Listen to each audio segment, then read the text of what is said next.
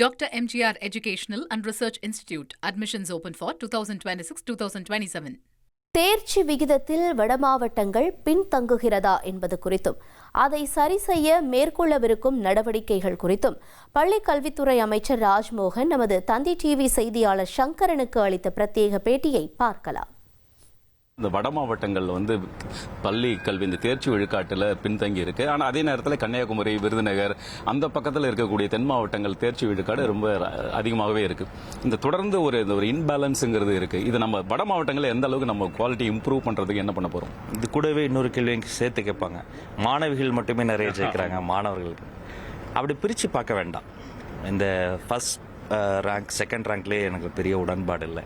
எல்லாருமே ஈக்குவல் தான். அதனால அவங்க வளரட்டுமே, கன்னியாகுமரி வரட்டுமே, புதுக்கோட்டை வரட்டுமே, சிவகங்கை வரட்டுமே, அவங்களும் வளரட்டுமே, வட மாவட்டங்களும் அவங்களும் சேர்ந்து வரணும். அதாவது அந்த டிஃப்ரென்ஸே பார்த்தீங்கன்னா 97.5 97.3 ரெண்டுத்துக்கு என்ன பெரிய டிஃப்ரென்ஸ். அதனால அதில் இவங்க உயர்ந்தது தாழ்ந்ததுன்ற பார்க்கக்கூடிய அரசு அல்ல நமது அரசு. எல்லோரும் சமம், பிறப்புக்கும் எல்லா உயிருக்கும் பார்க்கக்கூடியது. அது இந்த மாதிரி மதிப்பெண்கள் வாங்குற விஷயத்துலையும் உண்மைதான். அடுத்து உங்களுடைய கேள்வியினுடைய தாற்பயம் இந்த வட தமிழ்நாட்டில் இன்னும் அவுட்ஸ்கட்ஸ் ஆஃப் சென்னையில் அல்லது சென்னையை தாண்டி சுற்றி இருக்கிற மாவட்டங்கள்லாம் இன்னும் கல்வி பணி தீவிரப்படுத்தப்பட்டு அவர்களுக்கு எது தேவையோ அந்த ஸ்டூடெண்ட் சென்ட்ரிக் அப்ரோச்சோடு இன்னும் மேம்படுத்தப்படும் என்று தெரியும். இன்னொரு விஷயம் சார், பள்ளி கல்வித்துறையில் ரொம்ப மிகப்பெரிய ஒரு எல்லாரும் எதிர்பார்க்கக்கூடிய விஷயம் என்னன்னா, மாணவர்கள் நிறைய அரசு பள்ளிகளில் சேர்ந்தாலும் கூட அதுக்கு ஏற்ற மாதிரி ஆசிரியர்கள் இல்லை அப்படிங்கிறதான். கிட்டத்தட்ட 15,000 பணியிடங்கள் காலியாக இருக்கு. ஸோ அந்த டீச்சர்ஸ் ரெக்ரூட்மெண்ட் எல்லாம் எப்போ ஒரு ஸ்பீடப் பண்ணுவீங்களா? அதை பற்றி நிலவரம். நம்மளுடைய அரசு பள்ளிகளில் இருக்கக்கூடிய மாணவர்கள், ஆசிரியர்கள் மிகவும் தகுதி வாய்ந்து, இன்னும் சொல்லப்போனால் மிகுந்த சமூக பிரஜையோடு செயல்பட்டு கொண்டு இருக்கலாம். அதே தான் பிரைவேட் பிளேவர்ஸ்லையும் இருக்கக்கூடிய அந்த ஆசிரியர்களும். என்னன்னா சில விஷயங்கள் நீதிமன்றத்தில் இருக்குது, சில விஷயங்கள் சட்டமன்றத்தில் இருக்குது. ஆனால் என்னை பொறுத்த வரைக்கும் என்னுடைய நெஞ்சத்தில் எல்லாமே நிறைந்திருக்கிறது. பல்வேறு கோரிக்கை மனுக்கள் வந்திருக்கு. சட்டத்துக்கு உட்பட்டு பரிசீலனைப்பட்டு சில விஷயங்கள் சட்டத்தால் பண்ண முடியும், சில விஷயங்கள் மனித நேயத்தால் தான் நம்ம பண்ண முடியும். அதனால் இது எல்லோரையும் கலந்து பேசி நிச்சயம் அவர்களினுடைய பலம் இல்லைன்னா நம்ம இன்னும் அடுத்த கட்டத்துக்கு போக முடியாது. அவர்களையும் நம்ம அரவணைக்கணும். வெறும் மாணவர்களினுடைய சுமையை மட்டும் குறைக்கணும் அல்ல, ஆசிரியர்களுக்கும் இந்த சுமையும் அதிகப்படுத்தி விடக்கூடாதுங்கிறதுல நம்ம ரொம்ப கான்சியஸாக இருக்கணும்.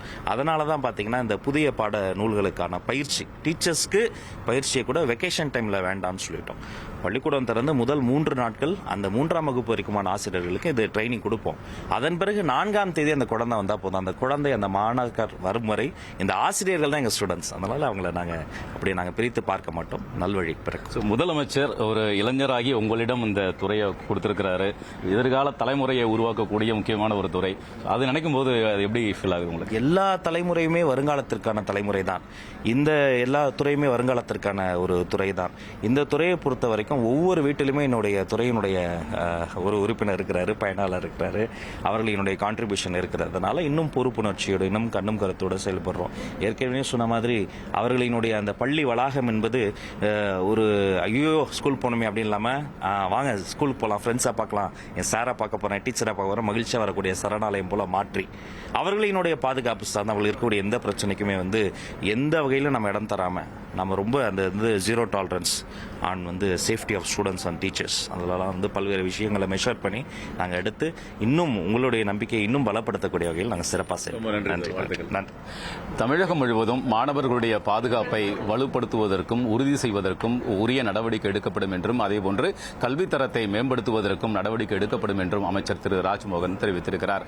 தந்தி டிவி செய்திகளுக்காக ஒளிப்பதிவாளர் பாலாஜியுடன் செய்தியாளர் Sankaran. Dr. MGR Educational and Research Institute. Admissions open for 2026-2027.